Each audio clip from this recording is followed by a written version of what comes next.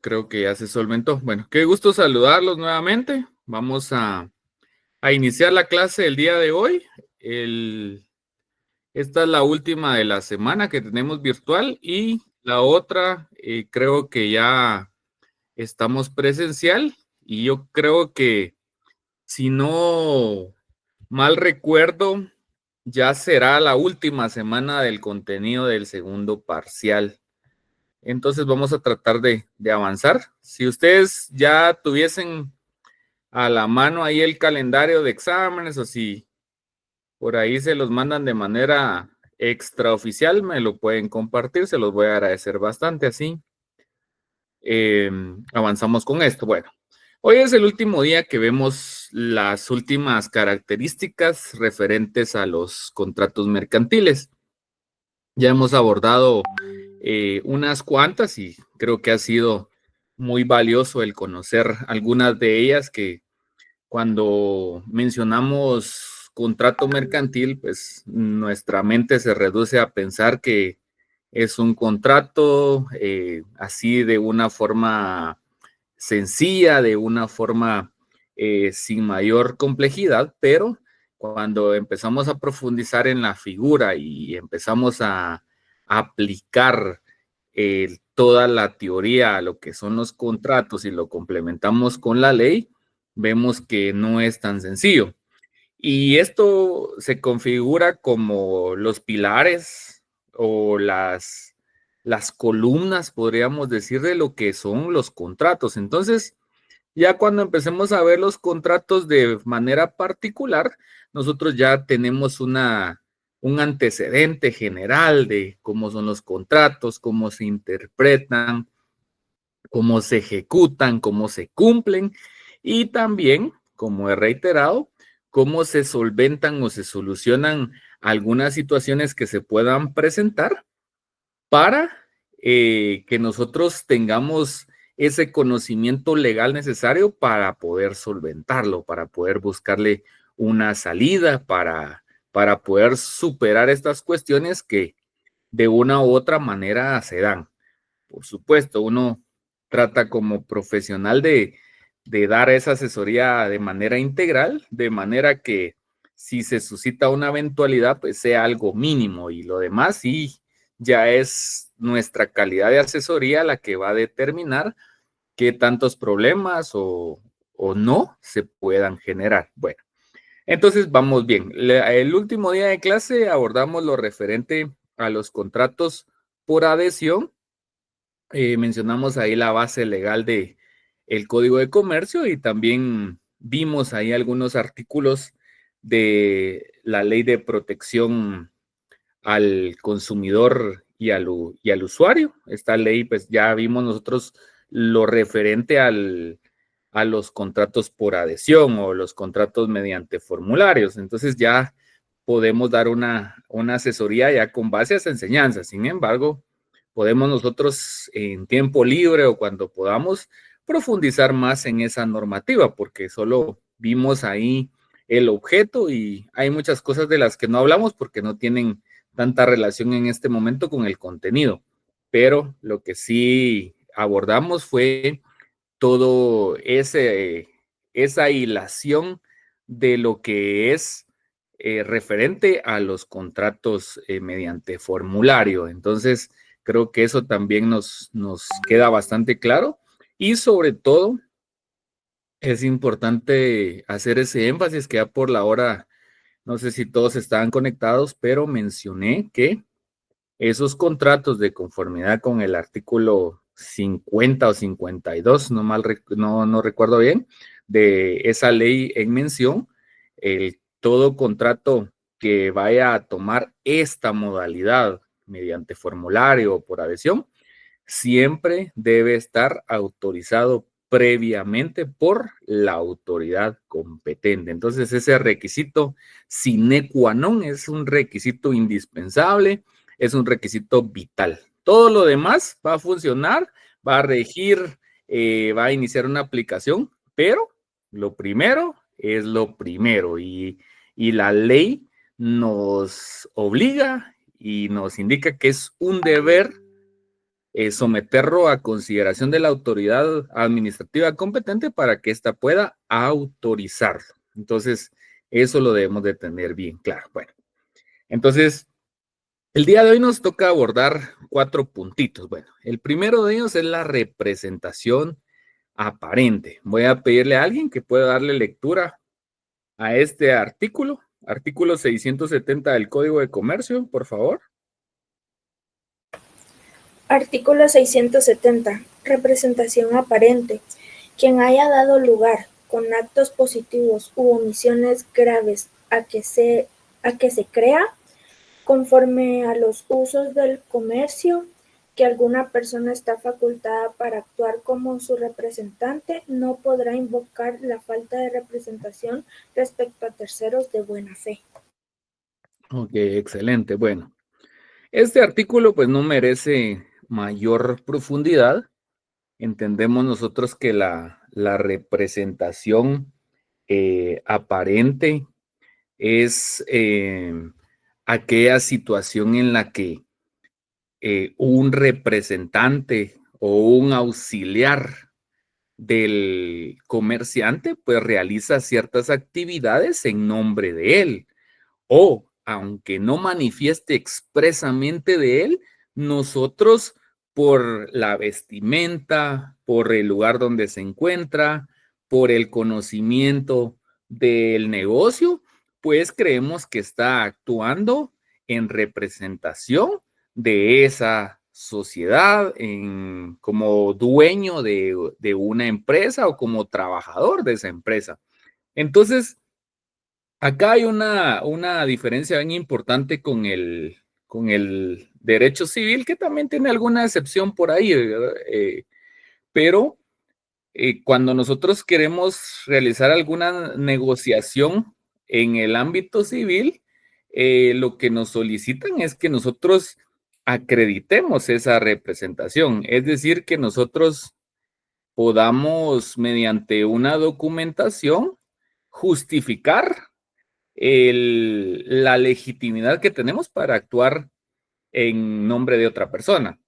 Hay una excepción ahí que se llama el gestor de negocios, que en ese caso pues no amerita mandato, no amerita un contrato solemne, pero esa, digamos, es la excepción. De lo contrario, sabemos que lo civil es una rama bastante rígida, bastante exigente, y entonces, por lo regular, cualquier negocio o situación en la que estén en juego derechos y obligaciones y aparece un tercero, tiene que acreditar esa representación, es decir, ese derecho de actuar en nombre de otra persona. Eso es la representación, lo que también conocemos en la doctrina como la personería. Entonces, esa personería es prácticamente esa representación que tiene una persona de parte de otra. Entonces, acá lo que nos establece el Código de Comercio es que en este ámbito no es necesario siempre que se emita un mandato a favor de otra persona para creer que únicamente de esa manera esta persona está representando o tiene en su cuidado los intereses de un comerciante de una empresa. Entonces, podemos ver el caso de una persona que va a comprar un vehículo a una entidad que se dedica o que tiene este giro comercial, y resulta que usted compra el vehículo, eh, pregunta las condiciones y pregunta esto y lo otro, y la persona le muestra el vehículo. Entonces usted ve que la persona puede abrir el vehículo, que está en una sede donde tiene, digamos, su instalación esta empresa, y pues usted cierra el negocio, usted ya firma los documentos y le dicen, bueno, aquí está, y ya el depósito, el dinero, el cheque, etcétera. Bueno, ahora les hago la siguiente interrogante. ¿Será que esa persona que los atendió era el dueño de ese vehículo? ¿O era el representante legal de esa empresa? o representante legal de esa sociedad mercantil? ¿Qué consideran ustedes? No, solo era un trabajador, un vendedor. Exacto, era un auxiliar de ese comerciante, es decir, un dependiente, una persona dependiente de él, podría ser un agente de él, un comisionista, etcétera. Podría él configurar, digamos, esa representación aparente en alguna de las figuras que corresponden a los auxiliares del comercio, siempre y cuando, pues, no se desnaturalice esta figura que me exime el tener un mandato, el tener un documento que me represente. Bueno, otro ejemplo sencillo es cuando vamos, por ejemplo, a alguno de estos restaurantes que son de pollo frito. Usted pide una orden, usted dice, bueno, yo necesito que me sirva este combo, necesito con estas condiciones, perdón, con estas características, etcétera. Pero usted, ¿por qué puede pagarle a esa persona por ese combo que usted va a pedir de pollo? Porque usted ve, bueno, él está trabajando acá, tiene la ropa de la empresa, tiene el símbolo de la empresa, etcétera. Bueno, y resulta que el pollo se lo dieron frío o el pollo tenía alguna cuestión, digamos, que no era lo que reflejaba en el menú o que no fue lo que usted ordenó. Entonces, ¿a quién le exige usted? ¿Será que va con el dueño, con el dueño de esa empresa o va con los socios de propietarios de esa empresa? No, usted lo hace directamente con él porque acá hay una representación aparente. Él no le está mostrando un mandato ni le dice usted, bueno, para ordenar ese pollo, yo necesito que usted me muestre fehacientemente que usted tiene la representación de esta persona. Entonces, no va a ser así. Entonces, acá es donde figura esta representación aparente. Entonces, sigue siempre en esa línea de coherencia con lo que son los principios del derecho mercantil, pero no los principios filosóficos, digamos, sino los principios doctrinarios que mencionaba que una de las características del derecho mercantil es que es poco formalista, ¿no? No es que sea antiformalista, es poco formalista. Y siempre que haya una situación, siempre se va a priorizar sobre aquellas soluciones que permitan que la circulación sea más fluida, la circulación de bienes y servicios. Entonces, creo que a esto todo lo tenemos claro. Y les reitero, esto no es ciencia para nosotros, esto lo vivimos nosotros a diario. Cuando compramos algún producto, adquirimos un bien, siempre pues está en nuestra mente, bueno, esta es una empresa de cable, esta es una empresa de telefonía, este es un restaurante de tal nombre, esta es una empresa de tal, y no es que negociemos directamente con los dueños, con los propietarios, ni con los socios, sino que muchas veces ellos actúan o el comerciante legalmente reconocido actúa con base a esta representación aparente. Entonces, en conclusión, el representante aparente no necesita de mandato ni de mayor formalidad para representar a una entidad mercantil o a una empresa. Entonces, a eso se refiere. ¿Tenemos alguna duda al respecto del representante aparente? Creo que es bastante sencillo. No, todo está claro. Ok, bueno, entonces, ¿cuál es el ejercicio que yo les digo que ustedes deben hacer? Yo acá no les di, el día de hoy no les di nombres, no les di marcas, entonces, ni les di actividades mercantiles. Entonces, ¿qué pueden hacer ustedes? Pongan su mente a trabajar y digan, bueno, de acuerdo a lo que dijo Elique, entonces, ¿qué puede ser acá? Ah, bueno, una venta de camas, podría ser una venta de llantas, unos servicios de vehículo, unos servicios a una lavadora de cuestiones técnicas, etcétera. Entonces, ahí ya ponemos en práctica. Entonces decimos, bueno, ahí se lleva la representación aparente. ¿Y por qué es importante esto? Porque créanme que a veces se genera ese problema, porque viene alguien que puede ser muy cuadrado, digamos, o que está forjado con normas del derecho civil y le va a decir, mire, es que usted tiene que acreditar acá que para hacer este negocio usted debe justificar, debe demostrar que está en representación. Bueno, entonces ustedes ahí ya se van a lucir y van a decir, mire, momento, pero acá hay una norma dentro del derecho mercantil y específicamente en el tema de los contratos que establece que puede haber una representación aparente. Y esta consiste en tal, tal. Y si le discute, mire, y aparte de esto, pues le voy a indicar que esta representación aparente también atiende a los principios doctrinarios del derecho mercantil en cuanto al poco formalismo, la adaptabilidad y que va siempre a favorecerse o va a buscarse aquella solución que fortalezca el tráfico comercial o la circulación comercial. Entonces, ahí estamos. Entonces, ¿no hay necesidad de mandato? No. Entonces, por eso es importante, pero si usted no sabe eso, usted va a decir, ay, sí, de repente no tengo un mandato, o de repente sí necesito esto, lo otro. Entonces, ahí ya lo involucran a usted en un problema que tiene solución mediante el conocimiento de la ley. Por supuesto, esto aquí también hay cuestiones que ustedes dirán, pero tanto de confianza puede ser las cosas, pues en teoría sí.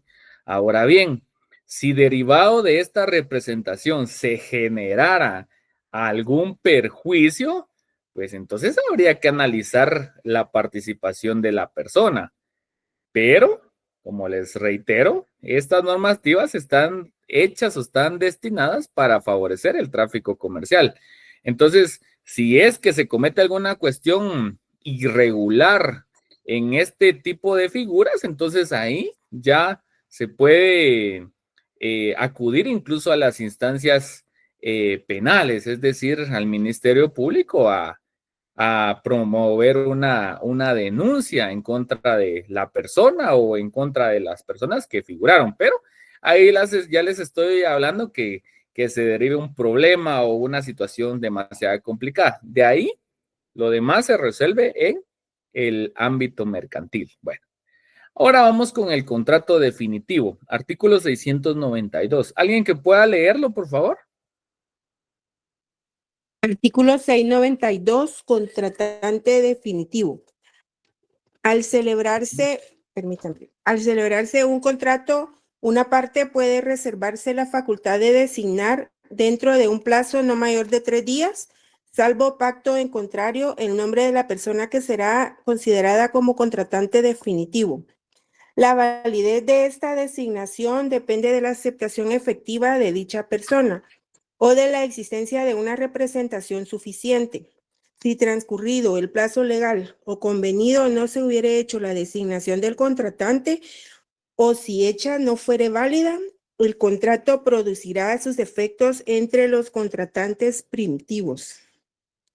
Excelente. Bueno, entonces, ¿qué sucede acá? Esta es otra situación que se puede generar y que, pues, esta puede ser originada por alguna circunstancia que no permita que una persona pueda estar presente en un momento oportuno, en un momento crucial en una contratación. Entonces, un ejemplo de esto podría ser, en el caso de Ruth, si tuviera una hija, pues esta ya es una persona que ya está en el pleno goce de sus derechos civiles y políticos, pues resulta que ella le quiere comprar un vehículo a su hija, pero el vehículo quiere dejarlo a nombre de ella, de su hija. Es decir, ella puede hacer el negocio fácilmente porque está presente. En teoría se va a perfeccionar el negocio porque se dan los elementos necesarios, los formales, los reales, los personales, se dan para que se cumpla esta compraventa mercantil. Pero resulta que ella quiere dejárselo a su hijo porque fue una promesa que le hizo que el día que le comprara un vehículo, él lo iba a tener a su nombre y también para forjar en ella la responsabilidad. Entonces hace el negocio y la hija no está presente. Tuvo que salir por una emergencia a algún departamento, no puede acudir porque tuvo un accidente, no pudo acudir porque está con una enfermedad y podríamos agregar que otra imposibilidad material es que esté fuera del país, pero que ya está a punto de regresar. Entonces, ¿qué es lo que se hace en este caso? Es que va a iniciarse el negocio, va a iniciarse esa reciprocidad en cuanto a las prestaciones de una compraventa mercantil. La situación acá es que esa persona que está figurando como comprador es una persona temporal. ¿Por qué? Porque el deseo de esta persona no es que ella figure en esa calidad, sino que figure una tercera persona. Entonces, cuando su hija ya esté presente, ya se haya desvirtuado esta imposibilidad que le permitió, que no le permitió estar presente en esta negociación, entonces ella ya puede apersonarse y pues está en todo el derecho de decir, bueno, yo quiero que se trabaje bajo esa figura, porque el carro, si bien es cierto, yo lo voy a comprar y yo me voy a comprometer en este momento, la responsable final va a ser ella. Entonces, ahí está bien descrita esta situación. Y como le reitero, pasa inclusive en las inmobiliarias, estos grupos desarrolladores que acá incluso es más tiempo porque trabajan como con una promesa de compraventa o van generando los pagos, los pagos y le dicen los de esa desarrolladora, mire, cuando ya termine de pagar, usted nos indica quién va a ser el propietario. Es decir, que usted solo compró la obligación, y tomó esa responsabilidad. Pero le indican, bueno, ahora que ya usted terminó, pues usted decide si usted va a figurar como el propietario o si usted desea que alguien más sea el propietario. Entonces, es una situación que no se da dentro de este plazo que establece acá, pero en la práctica, en la realidad, sí es una situación bien reiterada. Y casi estoy seguro que alguien de aquí pues ya tuvo ese conocimiento, esa circunstancia y ya sabe cómo se maneja. Les pregunto, ¿algún comentario con esto? Como les digo, esto no amerita mayor ciencia.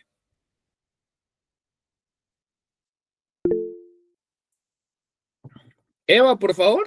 Buenas noches, licenciado. Más que un comentario, una pregunta. ¿A qué se refiere específicamente cuando el artículo menciona eso de contratantes primitivos?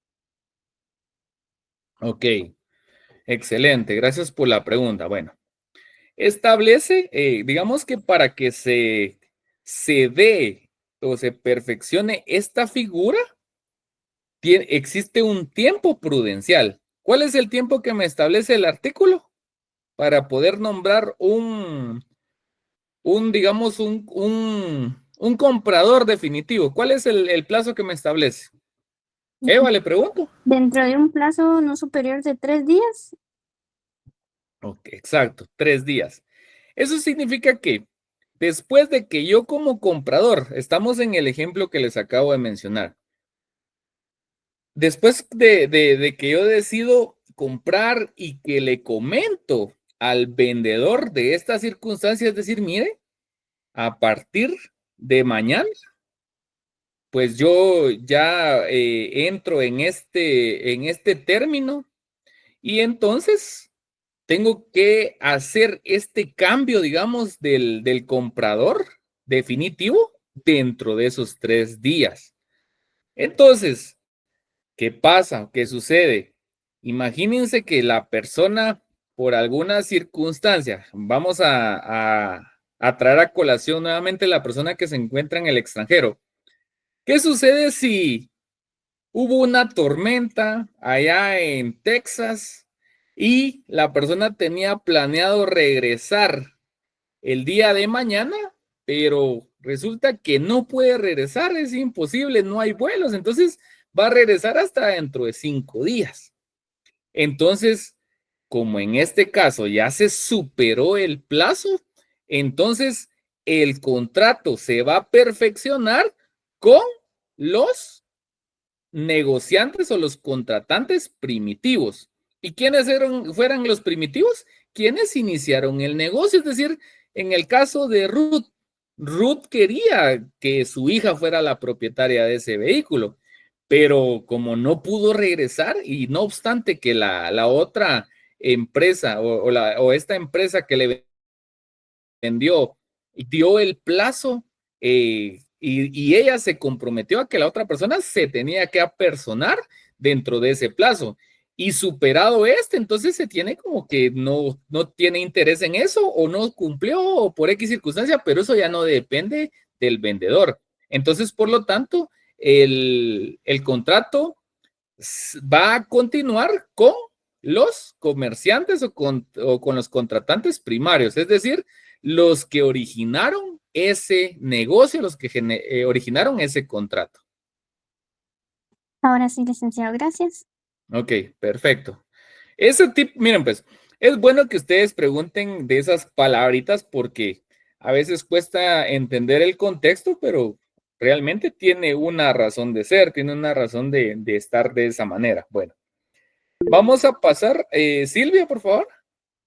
Buenas tardes, licenciada, disculpe. Entonces, solo para que quede un poquito más claro, el contratante definitivo se puede decir que va a ser como el contratante final. Exacto, Okay. exacto. Muchas gracias. Exacto. El contratante definitivo, entonces, ¿quién va a ser? A quien se le va a nombrar o designar dentro de esos 3 días. Él va a ser el definitivo.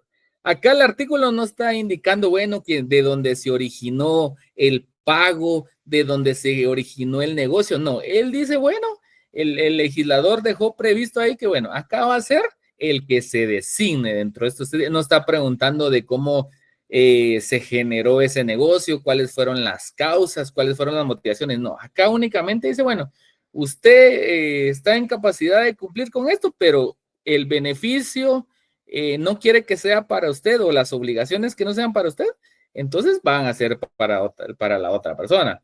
Por supuesto, hay que tener bien claro que tampoco puedo violentar yo el artículo 1251. ¿Qué me establecía ese 1251?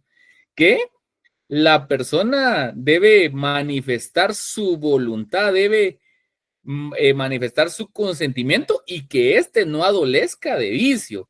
Y uno de esos vicios podría ser forzar a una persona a que firme, que eso tampoco lo permite el derecho. Entonces, sí se dan esas circunstancias siempre y cuando sea dentro del marco legal vigente. ¿Estamos? ¿Claros? ¿Claros o no claros? Sí, licenciada, gracias. Ok, excelente. Bueno, pasemos al incumplimiento de leyes fiscales. El 680, por favor. ¿Que alguien lo pueda leer? Gracias, María. Incumplimiento de leyes fiscales. Los efectos de los contratos y actos mercantiles no se perjudican ni suspenden por el incumplimiento de leyes fiscales, sin que esta disposición libere a los responsables de las sanciones que tales leyes impongan. Ok, excelente. Bueno, ¿qué pasa? Dentro del tráfico, les voy a poner este ejemplo. Dentro de las actividades, dentro de las que el comercio se manifiesta en su máxima expresión, es en el tema marítimo, en el tema del comercio internacional, que eso ya lo vamos a ver la otra semana. Entonces, cuando una mercancía o una mercadería o un producto viene proveniente del extranjero, pues este producto para ingresar tiene que pagar algunos aranceles y está sujeto pues a algunas exigencias fiscales. Pero a veces, sin que el producto esté acá, pues ya los comerciantes nacionales ya han negociado previamente ese producto. Es decir, bueno, fíjate que va a entrar un lote de 25,000 pares de tenis y entonces yo te los voy a dar en tanto y todo. Bueno, hagamos el negocio. Bueno, perfecto. Entonces quedamos, inclusive yo puedo pagarlo de una vez y decir, bueno, esto te lo voy a entregar tal día porque según la hoja de ruta o según lo previsto por el proveedor chino, entonces va a estar en tal fecha. Ah, ok, excelente. Entonces, ellos también bajo esa práctica, entonces ya pueden estimar días, ya pueden estimar fechas y todo. Y como no están como recién ingresados al mundo mercantil, sino que esa es su actividad original. Entonces, bueno, entonces, ¿qué pasa? Resulta que al ingresar toda la documentación tienen que llevarse pues algunos registros aduaneros, tienen que realizarse pagos de algunos impuestos y también se pueden generar algún tipo de problemas. Uno de ellos podría ser que la mercadería, el agente fiscal o el agente aduanero o quien ingresó digamos, ese producto o esos tenis, haya dado mal un dato, es decir, en cuanto a la cantidad, en cuanto a lo que contenían o dónde venían estos tenis, etcétera. Entonces, eso podría generar una multa por un omiso, digamos, por un incumplimiento fiscal. Entonces, ¿qué establece la ley acá? Es una protección para quien compra, es decir, bueno, entonces, ahora mira, va a decir el vendedor, mira, vos, ahora yo no te puedo vender eso porque fíjate que yo no contaba con que pasara esta situación y todo, bueno, y ahora te lo voy a tener que dar en otro precio o no te lo voy a poder dar, etcétera. Entonces, ¿qué es lo que establece esta normativa? Que el negocio no debiera variar, no debiera tener un resultado que se derive de ese incumplimiento fiscal. Entonces, porque ese incumplimiento fiscal únicamente es un requisito para que ingrese la mercancía, pero no es que haya alterado el núcleo de esa contratación, las condiciones en las que se pactaron los precios, sino que simplemente es porque se incumplió con alguna razón o porque, digamos que a este personal aduanero pues le generó alguna duda o hay alguna cosa que no se declaró correctamente, entonces tiene que pasar a revisión o tiene que pagar una multa o un omiso, etcétera. Entonces, puede generar un problema para el importador que está ingresando esa mercancía. Pero, ¿qué establece la ley? Eso no afecta el negocio, eso no afecta la cuestión por la cual usted contrató, la razón, el motivo, el objeto, eso no lo afectaría. Entonces, esto también lo previeron para evitar que se esté generando una falta de certeza, una falta de seguridad jurídica en cuanto a las mercancías, los productos y los bienes que se prestan, digamos, dentro del ámbito mercantil y que de una u otra manera siempre están sujetos a cuestiones de carácter fiscal, de carácter tributario, de carácter aduanero. Entonces, como les digo, no merece mayor explicación. Una vez me pasó, cabal, que alguien hizo mal una declaración, pero porque en las aduanas lo revisan todo. Entonces, creo que eran unas alfombras que alguien compró, cabal, en China, y las alfombras traían una etiqueta. Pero esta etiqueta no la declararon porque se suponía que esa etiqueta era parte del producto. Es decir, la alfombra traía la etiqueta, digamos, en la esquina. No me recuerdo si era, esa etiqueta era de instrucciones o de alguna cuestión relacionada con la misma alfombra, que eran como esas alfombras como de niño. Entonces, cuando le ofrecieron el producto a mi clienta, pues le dijeron que esa etiqueta era parte de la alfombra, pero al ingresar el producto, resulta que la etiqueta venía separada. Es decir, no venía incorporada ¿cómo se llama? A la alfombra. Entonces vinieron estos agentes, este personal del tema aduanero y se advirtieron que ahí había un omiso de información, que se faltó a la verdad en cuanto a decir esta situación, pero era una situación de verdad bien difícil, porque ellos también se pusieron en una actitud demasiado rígida cuando era natural que no se iba a sacar un costo adicional de vender la etiqueta o este instructivo, porque el instructivo era parte de la alfombra, entonces, pero no se pudo solventar, entonces tuvo que llegarse a otras instancias, pero digamos que trayendo ese caso a colación, si esas alfombras ya hubiesen estado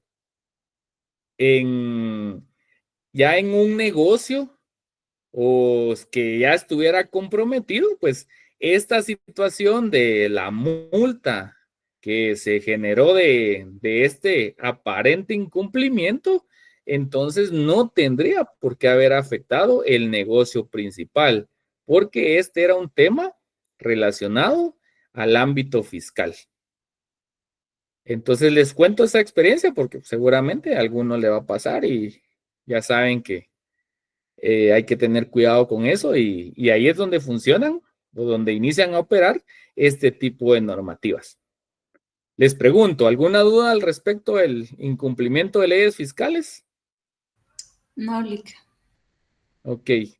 ¿Quién es la entidad encargada de ver los temas tributarios y fiscales? ¿Aduaneros?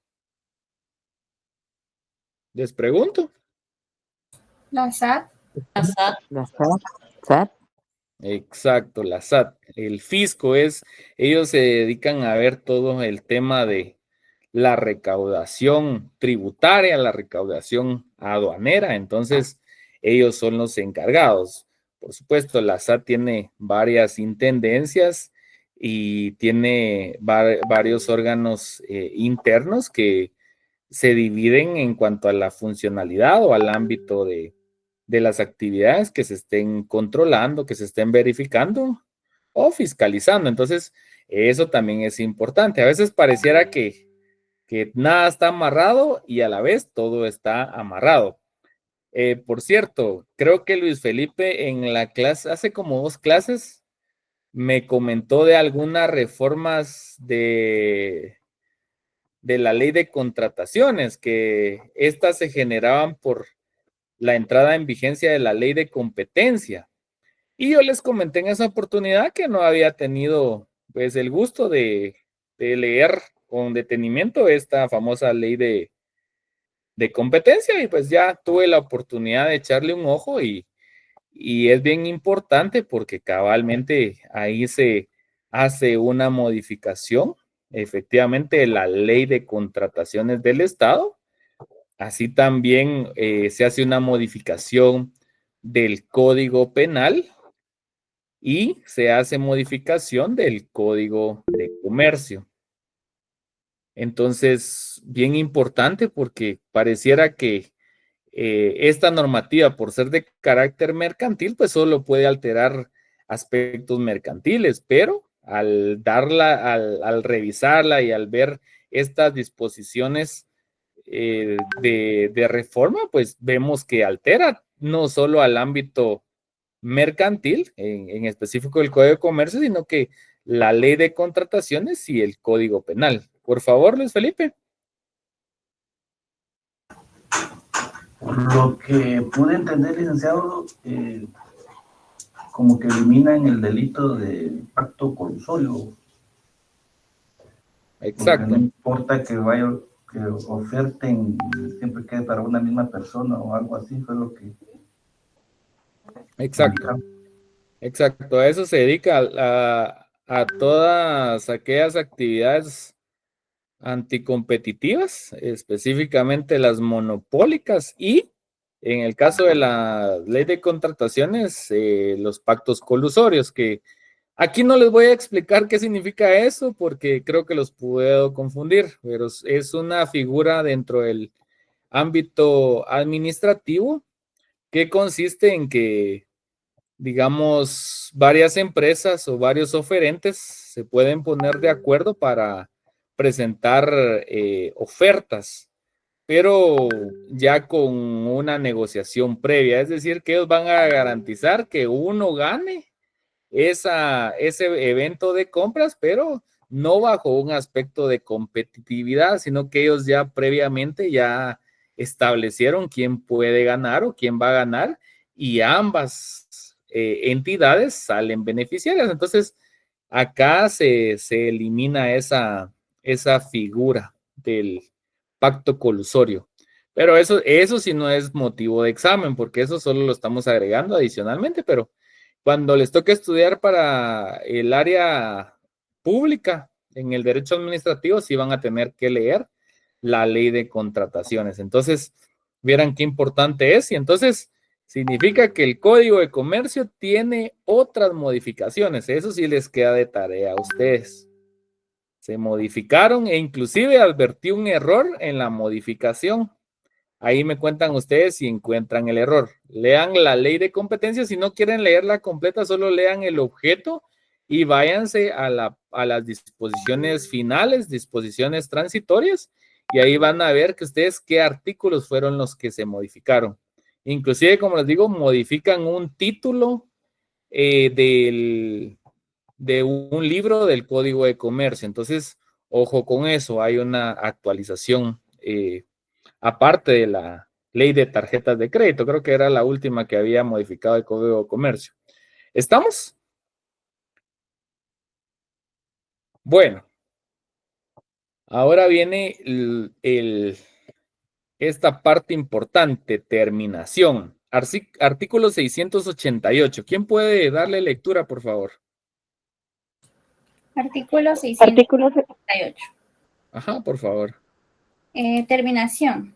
Únicamente en los contratos de tracto sucesivo y en los de ejecución diferida puede el deudor demandar la terminación si la prestación a su cargo se vuelve excesivamente onerosa por sobrevivir hechos extraordinarios e imprevisibles. La terminación no afectará las prestaciones ya ejecutadas ni aquellas respecto de las cuales el deudor hubiere incurrido en mora. No procederá la terminación en los casos de los contratos aleatorios, ni tampoco en los conmutativos si la onerosidad superviniente es riesgo normal de ellos. Ok, excelente. Bueno, entonces aquí, en este artículo, si ustedes tienen ahí a la mano, en la parte superior, ustedes le van a agregar el artículo 1330 del Código Civil y adicionalmente ahí le van a colocar ustedes algo que se llama, se los voy a poner por acá. A ver, ¿dónde está el chat? Ah, perdón. Le van a colocar ustedes ahí un principio que se llama principio, o sea,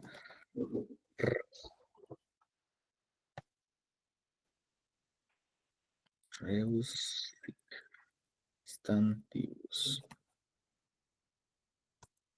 Ese principio le van a colocar a ustedes ahí. Rebus sic stantibus. Entonces van a decir, ¿qué está diciéndole? ¿Qué significa eso? Eso se denomina en nuestros términos en español, teoría de la imprevisión. Bueno.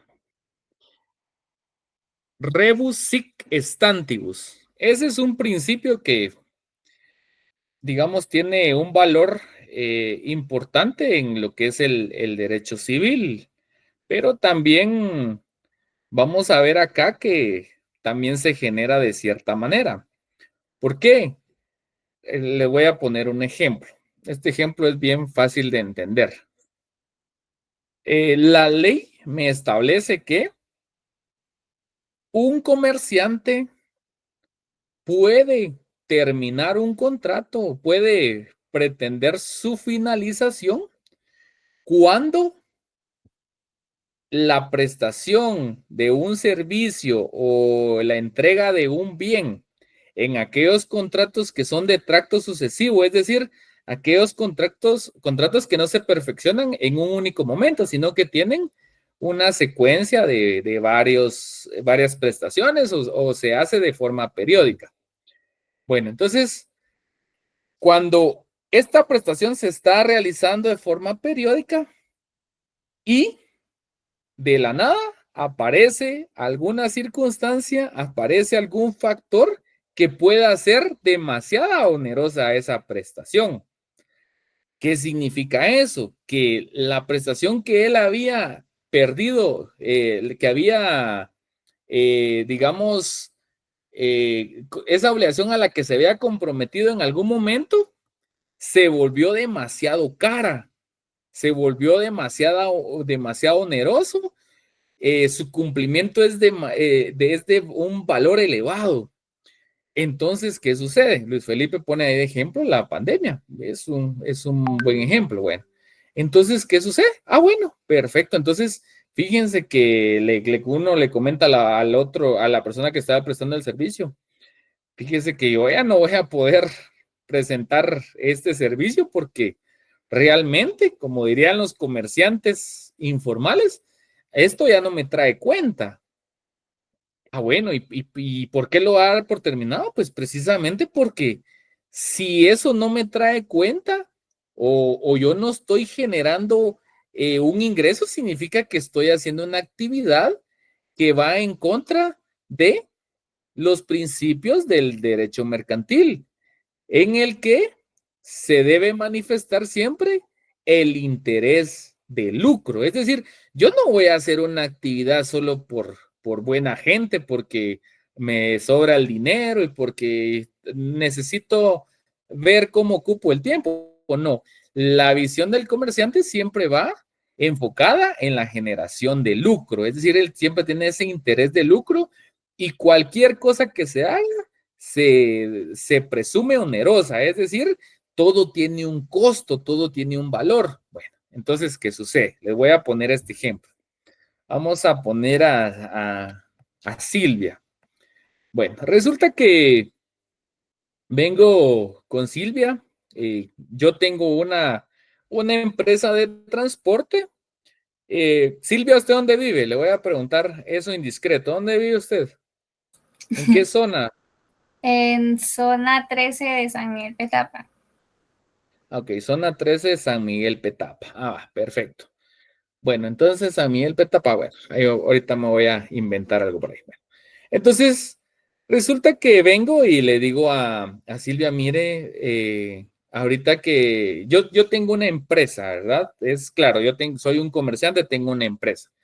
Entonces le digo, fíjese que yo cuando salimos los días lunes y los días jueves de la universidad, pues yo tengo un busito y mira que yo presto un servicio allá para Vía Canales. Entonces, era que yo la puedo pasar dejando. Ah, bueno, perfecto, me dice Silvia. Bueno, fíjese que precisamente, pues, ya no, ahorita no tengo carro, fíjese que mi novio se enfermó, entonces ahorita o mi papá no me pueden ir a traer o mi esposo no puede, entonces sí voy a tomar el servicio. Ah, bueno, perfecto. Entonces, por ese servicio, le digo yo, que consiste en esos 2 días, yo le voy a cobrar, digamos, 50 quetzales semanales, es decir, 200 al mes. Bueno, quedamos en eso. Y entonces empezamos a perfeccionar este contrato, lo hacemos de manera escrito, algo sencillo, un contrato de transporte, ¿va? Transporte de personas, bueno, entonces la llevo y todo, bueno, así funciona bien durante 2 meses.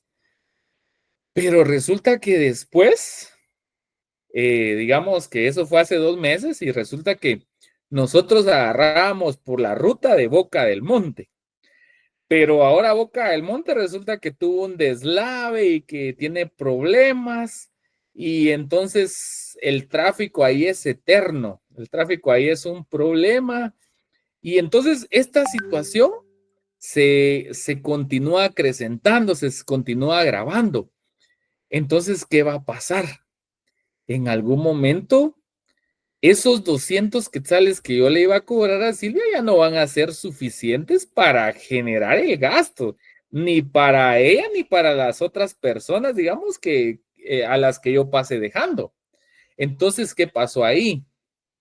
Nosotros pactamos, nosotros contratamos con base a unas circunstancias, que esas circunstancias ya eran conocidas, yo ya sabía a qué horas había tráfico, ya sabía cuánto tiempo me iba a estar en ese tráfico, sabía qué carriles, utilizar el carril reversible, sabía cómo utilizar un extravío para llegar más rápido a la casa de Silvia, etcétera. O sea, todas esas circunstancias las sabía.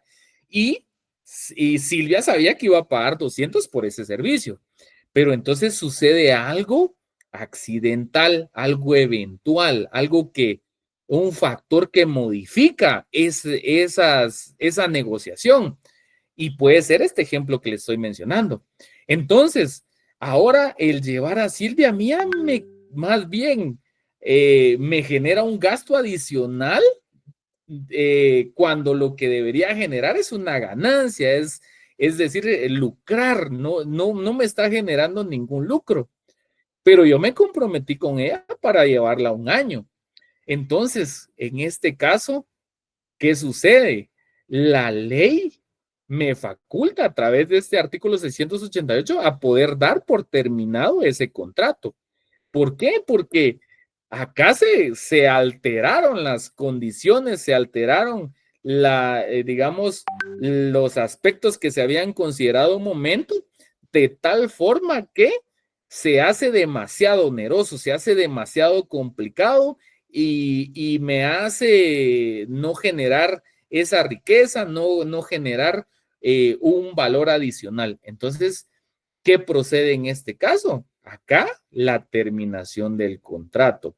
Y entonces, por supuesto, ustedes me dirán, mire, Licky, usted podría hablar con Silvia nuevamente y que ella reconsidere esta situación. Claro que se puede hacer, porque el derecho mercantil trata de solventar también las situaciones de una forma amistosa, de forma amigable, de manera que no se perjudiquen esos servicios ni esa entrega de bienes. Entonces es fantástico. Pero si eso no procede, entonces igual la ley me faculta para dar por terminado ese contrato. Entonces es bien importante entonces porque esta teoría, por eso se llama teoría de la imprevisión. Aquí le puse y me lo corrigió, es imprevisión, perdón. Imprevisión. Imprevisión. ¿Por qué? Porque, ¿qué es un imprevisto para ustedes cuando escuchan la palabra imprevisto? Me surgió un imprevisto. ¿Quién lo ha dicho alguna vez? Algo que uno no se esperaba. Exacto, algo que uno no se esperaba, una situación que no tenía planificada, algo que no estaba considerado. Entonces, esto, a eso se refiere, ¿por qué le pusimos de nombre a este artículo? Le pusimos esta figura encima, digamos, la teoría de la imprevisión y el rebus sic stantibus, significa que acá, a través de estas figuras, se modifican las circunstancias en las que se había pactado.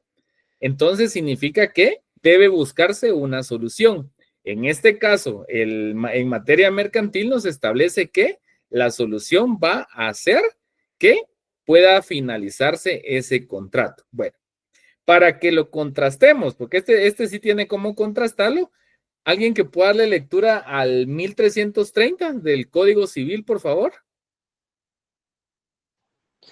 Artículo 1330. Cuando las condiciones bajo las cuales fuere contraída la obligación cambiaren de manera notable a consecuencia de hechos extraordinarios imposibles de prever y de evitar, haciendo su cumplimiento demasiado oneroso para el deudor, el convenio podrá ser revisado mediante declaración judicial. Ok, bueno. Entonces, acá una figura importante. Aquí dice que si se da esa circunstancia en un contrato civil, aquí va a ser revisado. ¿Y por qué autoridad va a ser revisado? ¿Será que por los, o sea, sí lo vamos a revisar nosotros los contratantes, pero quién va a valorar si realmente existen factores, digamos, ajenos? El juez, es exactamente. Entonces vemos una diferencia bien clara. Aquí es el juez. Aquí a través de un juicio ordinario de revisión de contrato, revisemos el contrato. ¿Por qué usted lo quiere finalizar? Revisémoslo. Y quien va a hacer esa declaración, si es procedente o no, ¿quién va a ser? El honorable juzgador, el honorable juez. Y en cambio, en materia mercantil, no es necesaria la intervención del juez, porque la misma ley me faculta para que yo, como persona a quien ya no le genera lucro, ya no le genera interés, pueda dar por finalizada una contratación cuando se generen estas circunstancias imprevistas, eventuales o que era difícil de considerar. Tal es el ejemplo que puso Luis Felipe, el caso de la pandemia. Entonces ahí, ¿qué puedo hacer? Dar por finalizado el contrato. ¿Y por qué me voy a ir con un juez si la propia ley me manda que lo debo hacer de esa manera? ¿Estamos? ¿Tienen alguna duda respecto a esta figura? Todo bien, licenciado. Ok. ¿Qué deben de tener claro en esta figura? Que siempre va a ser en contrataciones de tracto sucesivo, en contrataciones periódicas. Entonces, ahí es donde se puede dar esta figura. En otra forma de contratación, de manera directa o inmediata, no funciona. Solo es en las aleatorias, en las periódicas, en las que se puede dar esta imprevisión. Y así es como nace la teoría de la imprevisión, y conocida también como el rebus sic stantibus. ¿Estamos? Entonces ahora, si usted le dice, mire, hábleme sobre el rebus sic stantibus, ustedes, bueno, no hay problema, se refiere a la teoría de la imprevisión y específicamente la terminación de contratos. Bueno, ahora si le dice, mire, hábleme de la teoría de la imprevisión, ustedes también ya saben a qué se refiere. O le dice, hábleme sobre la terminación en los contratos mercantiles. Excelente, no hay ningún problema. Entonces, ya ustedes se tienen ahí completo para dar una explicación.